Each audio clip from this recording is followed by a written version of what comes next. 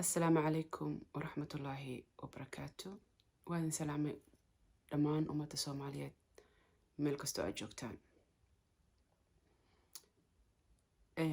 Waxaan isku dayayaa videogan dad badan oo Snapchat-kay ku xiran ayaa isoo weydiiyeen inaan YouTube inta usoo fadhiisto soo sheego la soo sheer garay qisadayda ku saabsan autism. Dadka badankood Snapchat-kayga la socdo ama TikTok-ga way og yihiin wiilkayga in la yiraahdo Ismaaciil. Waa 22 jir. Marka waxaan rabay maanta codsi ka yimid walaalaha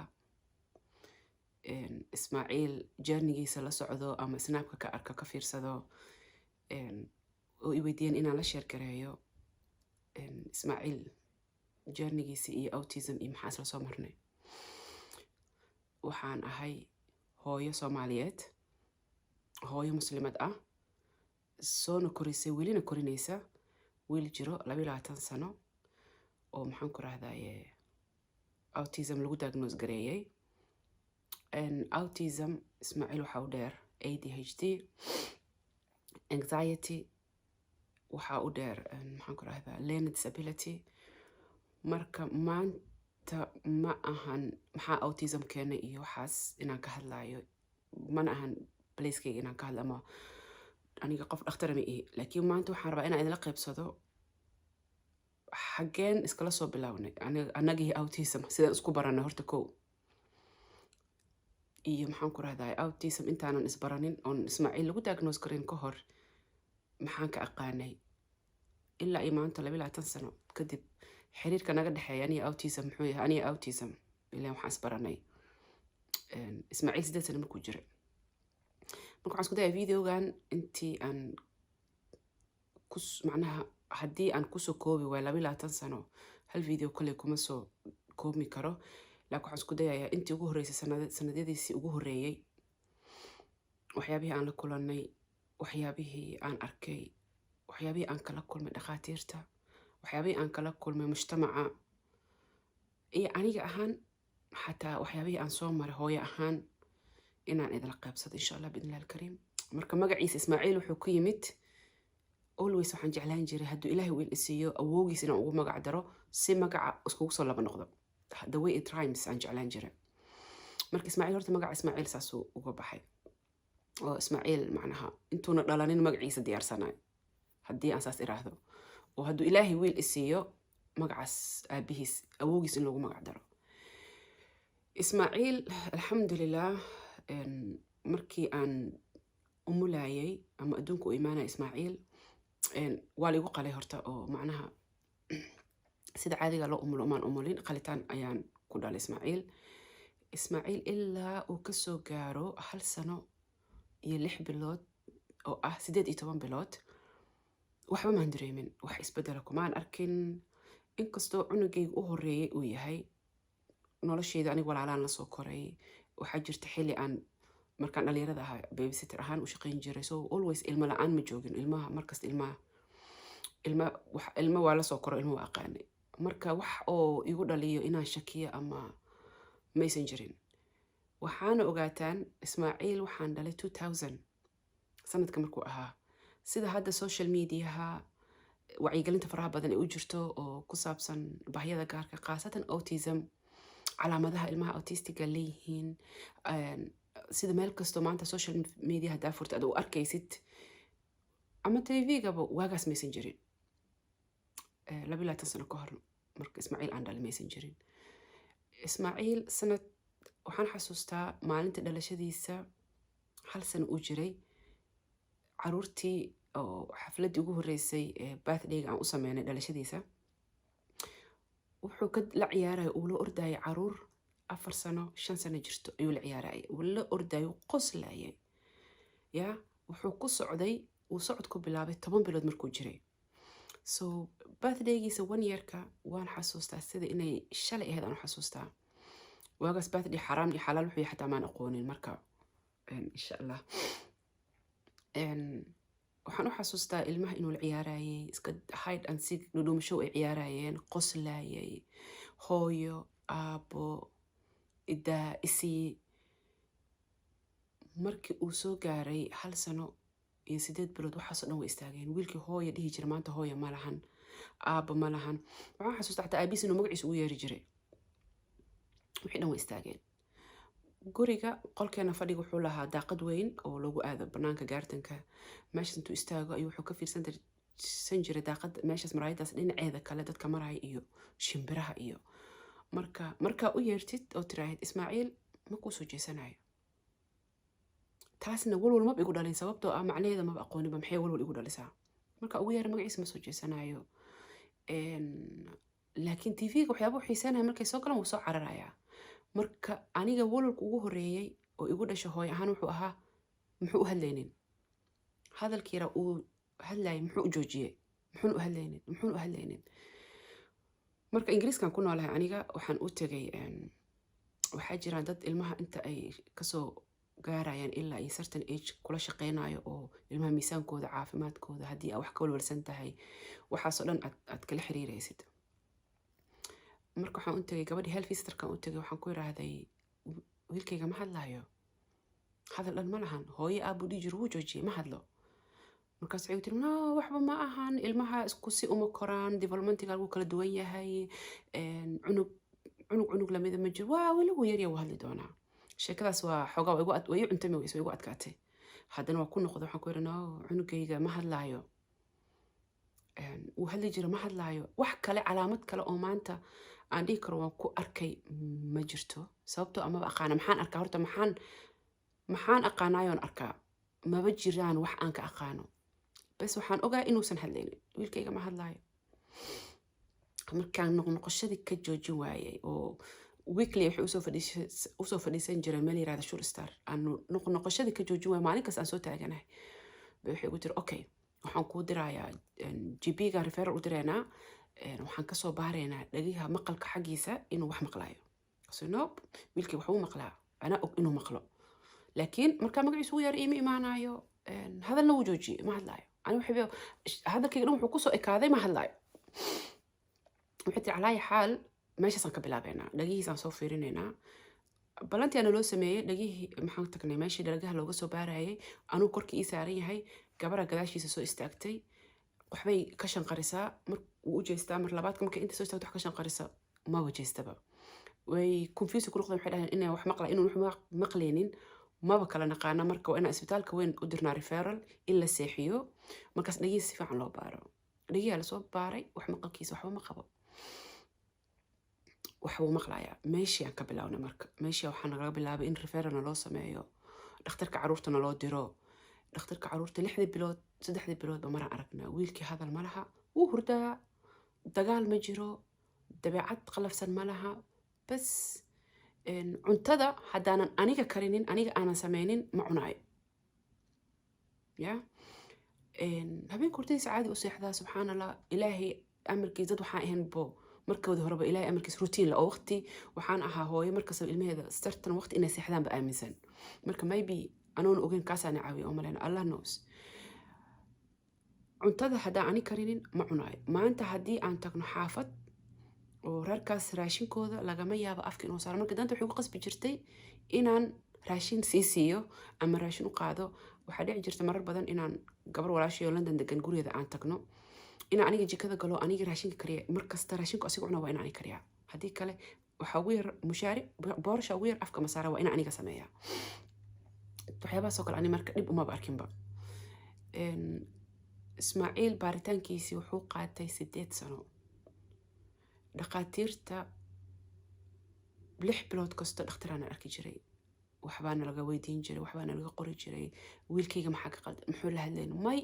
ma rabno inaan label ku dhajino, ma rabno inaan sidaan dhahno, may baaritaanaa weli ku wadnaa. baaritaankii waxaan xasuustaa dhakhtar inuu igu yiraahday cunugaaga autism ma laha, hadduu autism leeyahay anaaba shaqada ka tagayaba. markii la ii sheegay wiilkayga lagu diagnose garay autism, dhakhtarkaas inaan dacweeyo xataa waa damca, haddana ilaahan ku daayay. ilaahay qof lagu daayo wax ka weyn ma laha. waxyaabaha uu Ismaaciil jeclaa waxay ahayd markaa magaalada aadno, ilmaha buushaarka yarkaa lagu riixda maaragtay, ilmaha markii yarin buushaarka la saaray lagu riixdo. Ismaaciil wuxuu jeclaan jiray lugta buushaarkaas wareeganayso, sida u wareeganayso bis inuu fiirsado anoo gacanta ka wado ama uu buusheerkiisa asaga laftigiisa oo buusheer saaran uu yar yahay qoortiisa waxay la wareegsan jirtay in lugtaas yar ay wareegsanaysa iyo sida u wareegsanayso wuxuu kaloo jeclaa dhulka intuu seexdo inuu baabuurta dhan saf geliyo laakiin ani calaamadaasoo dhan maan aqoonin wuxuu kaloo jeclaa waaga hore dadka aniga ila facaho dadka waaweyn oo kale way xasuustaan waxaa jiri jiray cajaladaha videoga kaseetka baha la geliyo bahaladaas intuu soo qabto wuxuu ka dhigan jiray sida inuu baawur wado haddii baawur xataa uu waayo buugaagu soo qaadi jiray wuxuu ka dhigan jiray sida baawur inuu wado marka wuxuu jeclaa waxaas lugtaas wareegsanaysa iyo waxaas wareegsanayaan baawurta inuu safo laakiin ani hooy ahaan calaamadahaas hooyooyin badan hadda way fahmayaan sababtoo ah meel kastay ku jiraan laakiin waagaas ma jirin ma fahmi jirin bas ani waxaan fahansanahay bas cunugayga inuusan hadleen ilaahay baa wuxuu noo soo diray gabar waxyaabihii ugu horreeyey oo ismaaciil uu caawinaad ku helay intuusan xataa helin diagnosiska autism waxay ahayd maadaama shurstarka markasta aan tegi jirnay waxaa jiri jira program la yiraahdo stay and play cunuga iyo hooyada inay isla joogaan hooyooyinka la sheekaystaan ilmihii kale ay dhex galaan meeshaasaa marka tegi jirnay gabar ka shaqaynaysa meesha oo cadaan ahayd ayaa aad noogu fiirsatay isku dayda inay la sheekaysato waxay ku tiri marka ka waran haddaan guriga kuugu imaado waxaa jira programkan stay and playga oo maxaan ku dhahaa play session inaan kaligiis ismaaciil u imaano guriga la fadhiisano guriga aan kula ciyaarno wiig hal maal aan kuu samayn karnaa ka war sheekadaas waxaan ku okay ii imaada ayada gabar Soomaaliyeed isla shaqayn jireen marna ayada anoo imaan jirtay marna gabadha Soomaalida nala soo diri jiray wiiga hal maalin dhulka in lala fadhiisto Ismaaciil ayaa lala ciyaari jiray play therapy ahayd hadda waa aqaanaa play therapy inay tahay laakiin waagaas waxay ila ahaayeen dad imaanayo oo cunugayga la ciyaarayaan marka qaarkood play therapy ayadoo loo sameynayo oo lala ciyaarayo dhulka lala fadhiyo ayaa waxaa noo imaan jirtay si uu aragto assessment u sameyso child psychologist education psychologist oo dadkii wada baarayay Ismaaciil xaaladiisa ka wada mid ahaa gabadhaas ayaa waxay igula talisay Ismaaciil marka wuxuu soo gaaray 4 sano xilli waxa weeyaan in iskuul bilaabay ay tahay marka Ismaaciil bishuu dhashay waa September marka waa ilmaha iskoolka late ka bilaabo wadanka aan joogo waxay igula talisay inaanan geynin iskuulada mainstreamka ah ama iskuulada aan u naqaano Soomaaliya hadana iskuulada caadiga ah waxay igu tiraahdaa iska geynin sababtoo ah ma ka bixi karo ilaa markaas hadal ma lahan wax communication oo system jira ma lahan wax aan ka fahansana ama wax aan aqaano ma laha si aan u caawiyo cunugayga xataa ma aqaan diagnosis xataa ma haysto waxay igu tiri marka waxaa jira centerkaas hadaa geysid ama kasoo heshid space uga heshid ilmaha waxaa loogu talagalay centerkaas 2 sano inay joogaan inay 2 sano dhigtaan early education center u ahaa waxaa jooga centerka oo base ku ah speech and language therapist waxaa joogto occupational therapy OT child psychologist education psychologist marka dhinacii dhakhtarka asoo assessmentiga ka helayo ayuu haddana xaggana ka helayo assessmentiga soo bax aan balan aan kaaga sameeyay soo bax soo arka waa israacnay aniga iyo Ismaaciil aabihiis centerkii aan tagnay centerku waa meel yar oo ilmo kooban ay joogaan bas waxaan ku niraanay okay waa rabnaa Ismaaciil haddii aad balays leedihiin sidii Ismaaciil meesha uga soo qornay Ismaaciil meeshaas wuxuu ka bilaabay iskuulkii ugu horreeyay ama centerkii ugu horreeyay iskuul mahayna center buu ahaa meeshaas markuu bilaabay ayuu Ismaaciil wuxuu bilaabay Ismaaciil marka sidoo baahidiisa noogu soo gudbin jiray ama communicationkiisa sidoo ah wuxuu ahaa gacantu ka qabanayo ku jiidaya gacantu ka qabto ku jiido fartu wax kugu tilmaamaya adi hooyaa tahay bini aadan aad tahay waxaan uu farta ku taagay maxay yihiin boqol waxa meesha saaran marba shay aan soo qabtaa waa si xanaaq iyo wuxuu ka sii qaada frustration wax kale aan soo qabtaa xanaaq iyo frustration markaan isla rafaadno aan wixii saxda ahay soo helaya markuu centerka bilaabay waxay ii sheegeen inay jiraan wax la yiraahdo picture exchange communication oo ah cunuga inuu sawir kuu keeno sawirkaas waxa ku yaala wax ali wuxuu rabo sawirka aad ka qaadid wixii uu rabay aasiisid soo meeshuu gacanta iga jiidayay uu farta dhahay boqol wuxuu kala qaladaan soo qaban lahaa tusaale hadaan soo qaata hadduu rabo caano sawirka wuxuu ku ii keenaya caanihii waa ku wadaya asaga anoo sheegaya kelmadii oo dhahaya caano ayaa waxaan siinayaa caanihii taas marka waxay yareysay xanaaqi faraha badna oo asiga xanaaqayo frustrationka isla frustration iskula keen dhicaya aniga asaga taas waa naga yaraysa marka sawirada waxay sahleen weliba waxaa ogaataa sawirada hab loo isticmaalaa jiro training loo maraa jiro wax training isii male sawiradaas la ii sheegay sawiradii la isiiyey waa xasuustaa Ismaaciil markuu hadalka uu bilaabay inuu communicationka hadal kusoo gudbiyo waxaa ka horeeyay horta koob sawir inuu kusoo gudbiyo sawirada dad badan oo waarid badan waxaa jira hadda markaan arko dhahayaan maraba sawirada cunugayga in hadal lagu baro sababtoo ah hadalku ku celinaya hadalka kuma celinaye waa aasaaskii cunugaaga hadalka u furi lahaa insha Allah biidnillahi alkariim kaasna markaan ka hadlaynaa Ismaaciil marka wuxuu bilaabay sawirada inuu isticmaalo waa xasuustaa ilaa iyo maanta 18 sano ay kasoo wareegta 4 sano jiray markuu santarka bilaabay kelmadii ugu horeysay ee uu afkiisa ay kasoo baxdo waxay ahayd toast oo sawir la socdo waxaa ku xiga juice hadal kale ma laha waxyaabihiisa kale waaye hadal ma jiro sawiradaas adiga santarkii nasiib daraa marka nagu dhacdayo nasiib darrada nagu dhacdaa waxay ahayd santarka waxay ahayd 2 sano inuu Ismaaciil dhigto assessmentigu u baahan yahay dhan uu maro markaas meeshaasna loo sheego diagnosis iyo Ismaaciil inuu iskuulada mainstream kala yiraahdo uu dhigan karo oo iskuulada Soomaaliya hadana aan iskuulada caadiga ah iyo inuu Ismaaciil u baahan yahay special need school iyo mainstream wuxuu kala duwan yahay insha Allah idan maalin kale ka hadli doona laakiin maanta waxaan rabaa Ismaaciil journey-giisa inaan ka hadlo nasiib darrada dhacdaa marka waxay tahay asoo 1 sano dhigtay oo sanadkii labaad weli una gaareen waa aragteen wadamadan wax walba waxay ku socdaan funding iyo dawladda inay lacag siiso si ay u socdaan serviceyada qaarkood meeshii fundingkii ayaa laga goostay dawladdii lacagta bixinaysa way diiday lacagta inay bixiso santarkan uu sii socdo Ismaaciil asoona 2 sano u dhamaan ayaa waxaa dhacday santarkii la xiro marka waxay igula taliyeen in aan dhowr iskuul magacooda isoo siiyeen inaan baxo iskuulada tago iskuulada ay magacooda isoo siinayaan kulligood waxa weeyaan special need schools aan baxo iskuulada tago soo arko iskuuladii tagay iskuuladii soo arkay xataa ma aqaano su'aasha ku habboon ee aan weydiin lahaa xataa ma aqaano baahida cunugayga aan iskuulka weydiin lahaa haddii ay ka caawin karaan ama macnaha ay kala shaqayn karaan iskuulada waa tagay tarbiyadaan soo fiiriyay head teacheradaan la soo hadlay ayaga isku soo xayeysiiyeen information ka rabeen isoo siiyeen waa iska soo qaatay anoonan fahan badan u lahayn aqoon badan u lahayn laakiin aqbalay in wiilkay uu u baahan yahay special need school inuu aado ayaan iskuulkii markaas ani ahaan aanu arkay in uu Ismaaciil u fiican yahay iyo aniga aabihiis aan go'aan ku wada gaarnay inaan iskuulkaas geeno iskuulkii ayuu wuxuu ku bilaabay sidii asoo 5 sano wax yar uga dhiman yihiin dugsi dhexdiisa wuxuu kusoo dhamaystay iskuulkaas intuu iskuulka dhiganayay ayaa markale naloo sameeyay diagnosiska autismka oo nalagu yiraahday wiilkiina waa autism ayuu leeyahay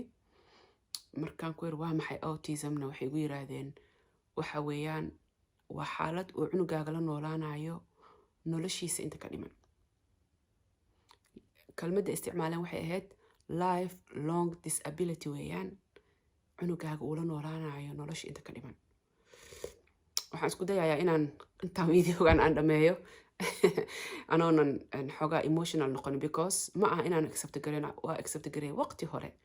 laakiin ku noqoshada inaan ku noqdo that vulnerable place waxa weeyaan emotionkayga binaadana ahay samaha alxamdulilah marka kelmadda autism saameyn iguma yeelan because ma fahansani ma aqaani laakiin waxaa saameyn igu yeelatay life long disability ayaa itaabatay waxaan ka soo baxay xafiiskii dhakhtarka kelmadda autism xataa maskaxdeeda ma qabanin xataa laakiin maskaxdeeda waxay ku dhagtay ee qabatay lifelong disability waxaa hortayda yimid wax kasta oo qof bini aadana maskaxdiisa ay ku fikiri karto haddana ogow Soomaaliyaan ahay disability-ga oo dhanba waxaan ka aaminsanahay qaladka adduunka ugu weyn weligay ma arkin qof autistic ah ama autism la nool disability waxaan ka aqaana bas waxa weeyaan qof curyaan ah that's it waxaan kaloo ka aqaana disability wax la isku caayo xun inay tahay Soomaali haddaan nahay guriga imid all emotion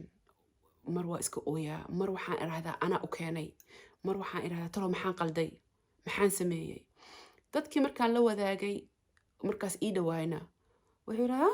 waxba kama qaldano disable ma aha ma soomaarka siduu u yaallo ma disable ma ahan hadalka basaa kasoo daahay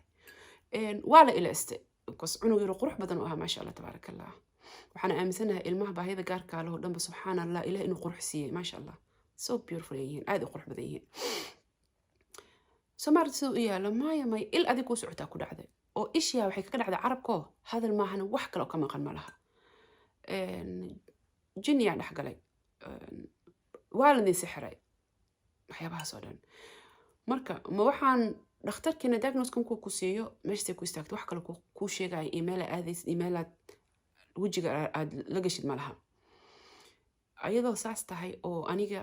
iyo maxaan ku rahdaye dadka hadalladoodii ma aaminin waxaan la aamini waayey subxaan allah waxa layga ilaysanayo oo saas u weyn oo dadka aan dheera horta maxay tahay kow ilway jirtaa isha xaqeylada jeceelay noqon kartaa wax walba laakiin waa iga daadegi weyse maxaana laga sixirayaa dadka maxaan dheernahay waa iga daadegi weyse waxaa soo baxay marka anoo dagaal iskula jiro ayaa waxaa habeen fiirsaday ismaaciil iskoolka special need ku aadaa alxamdulilah waa isbedel maalinba maalinta ka dambeysa isbedel ayuu sameeyaa dhinaca communicationkiisa alxamdulilah ilaahay ayaa wuxuu iga dhigo hooyo ah inaanan arkin disabilityga ay sheegayaan maba arkaba asaga iyo ilmahayga kale isku si inaan ula dhaqmo ayaa ilaah i garansiiyey alxamdulilah taasna ilaah mahaddeed iskale wax aan dadka dheeraa ma ah waa wuxuu ilaahay haleeshiyey ilmahayga kale hadday wax sameeyaan asna waa inuu sameeyaa haddaan fasax holiday aadno waa inaan wada aadnaa dad hadday noo imaadaana ha noo imaadaan dhibaato ma laha meltdownkiisa iyo behaviorkiisa iyo weligay igamaysan joojinin inaan meel kasta aan kale iskala dhacno waa wiilkaygii familkan uu ka mid yahay waxay familkan sameynayaan asna wuu sameynayaa taasaa markasta igu jirtay taasna ayaa waxay ii noqotay ismaaciilna u noqotay maanta meesha uu taagan yahay inuu istaago alxamdulilah taasna ilaahay ayaa mahaddeed iskale anoo isla dagaalankaas ku jiro oo maxaan ku rahdaye heerkaas marayo ayaa waxaa yimid habeen documentary aan ka fiirsaday tv-ga nin dhakhtar waxaa soo baxay yiraahday autismka waxaa keenay talaalka habeenkaas waxaan u ooyey nolosheyda si aanan u ooynin waxaan dareemay habeenkaas inaan aniga sabab u ahayba sababtoo ah anaa wada cunugayga soo talaalay ya buuggiisa talaalkan soo qaaday waa aqriyay waxa uu sheegayo habeenkaas aad ayaan nafsadeyda macnaha u canaantay anoo meeshaas taagan ayaa haddana waxaa soo baxay documentary iyo maxaan ku dhahay idaacado iyo warar ninkii inuu waxa uu sheegayaba ee been ahayd oo researchkii iyo baaritaankii la sameeyey ilaa iyo hadda uusan jirin talaalka carruurta la talaalayo iyo autism xiriir wax ah inuusan ka dhexaynin ninkaas inuu asaga ujeedooyin gaara lahaa in dhakhtarnimadii laga qaaday in ilaa iyo sheekadiisa xabsi ay tagtay markaas niyaddeeda way degtay waxaan ogaaday inaan wax ani aan sameeyey aysan ahayn waxaan markaas bilaabay inaan bal aniga nafsadeyda aan baaro waa maxay autism sida cunugayga uu effect gareeyay sheegayo ilaa iyo hadda wax xiriira inuusan ka dhexaynin aan dhakhtar mihi talaal iyo waxaasna maba rabo inaan ka hadla laakiin waxaan ka hadlaya waxay tahay meeshii aan soo marnay taasaan isku qanciye alxamdulilah ismaaciil journigiisa iyo autism iyo annaga waxaan isla soo marnay aad ayuu dheeryahay laakiin barashada ugu horeysay oo annagii autism aan isku baranay saasaan isku baranay 8 sanoona jiray iskuulkiisa sidaasuu ku bilaabay waxbarashada special needka sidaasuu ku bilaabay waagii ismaaciil diagnoska loo sameynaya waxaa jiri jiray wax la yiraahdo statementiga ugu horreeyay saasaan ku helnay inuu maxaan ku dhahaa autistic uu yahay inuu communicationka uga baahan yahay caawinaad special languageka meeshaas ayaan ka bilaabnay inay u dheer tahay learning disability maxaan ku rahdaye meeshaasaan autism isku baranay ilaa iyo haddana xiriirkeena aad ayuu u fiican yahay oo maalinba maalinta ka dambeyso xiriirkeena wuu kasii fiicnaadaa meesha uu shalay taagnaa sababtoo ah waa sii fahmaa moor ayaan sii baranaa waxyaabo cusub aan ka bartaa waxyaabo cusub ayaan arkaa marka waxaan rabaa hooyooyinka ilmahooda hadeertaan lagu diagnose gareeyay autism horta kow dad maxaan ku rahdaa intaana hooyooyinka la talin waxbaa igu soo dhacay waxyaabii igu soo dhacay oo dadka igu dhihi jireen aan rabaa inaan idiin sheego waxyaabahaas waxaa ka mid ah in lagu yiraahdo waa adiga saamiye ah ayaa Ismaaciil sidan u galay sababtoo ah haddii aad la sheekaysan lahayd Ismaaciil wuu hadli lahaa sababtoo dadkeena waxay autism ka aaminsan yihiin ayaa waxay tahay inuusan qofka hadlaynin bas laakiin autism waa spectrum ASD autism spectrum disorder waa umbrella waa dallad qofba meel ayuu ka taagan yahay markaas waxaan dhihi jiray oo kaalaya marka shanteeda caruur qolaan kusoo xiraa markaasaan u sheekeeyaa Ismaaciilna waa iska fogeeyaa si uusan u hadlin miya waxyaaba aan caqligal ahayn ayaa lagugu leeyahay marka dadka hadalkooda ha u dhigdhigina ya waxaan idinkula talin lahaa hooyada hadda cunugeeda lagu soo diagnose gareeyay autism ama ka shakisan horta daa ka shakisan tahay dhakhtarka la xiriir assessmentiga u baahan yahay ilmahaaga ha maro hadduu developmental delay jirona waa developmental delay haddii uu autism lagu diagnose gareeyna waa autism which labadaba dhibaato ma lahan maxaa ugu horeeya oo kugu la gudboon inaad samayso marka ugu horeyso horta adiga hooyo ahaan teg waqti yar qaado has canaananin wax adiga aa samaysay oo cunugaaga autistic ka dhigay haba yaraatee ma jirto hooyoy nafsadaada ha canaananin hana dareemin maxaan ku rahdaye guilt hooyooyinka ilmahooda baahida gaarka lagu diagnose gareeyo badankood waxaan soo marnaa xilli depression waxaan soo marnaa xilli isdiidsiimo denial ayaan soo wada marnaa qofkii dhaho I challenge anyone any hooyo any aabo ilmihiisa baahi gaar lagu soo diagnose gareey aanan soo marin waqtiga isdiidsiimada oo dhahay no wuu hadli doonaa maya wuu ka bixi doonaa maya wuu socon doonaa maya wuu samayn doonaa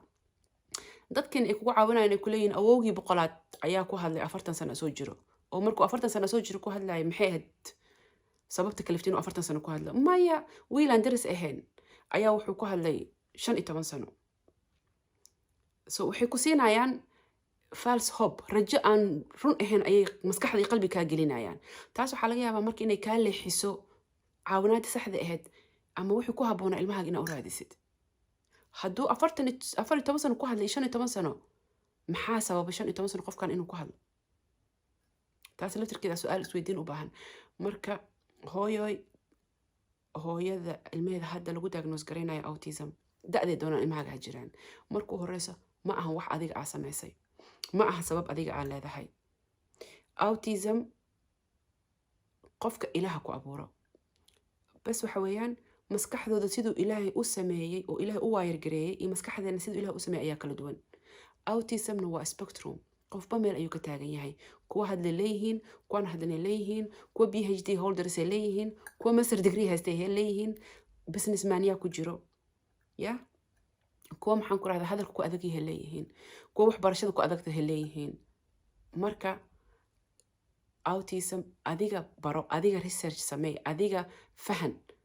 ha ka ogolaani hooyo aanan haysanin ilmo baahiyada gaarka leh khaasatan ilmo autistic aan haysanin inay adiga wax kuu sheegto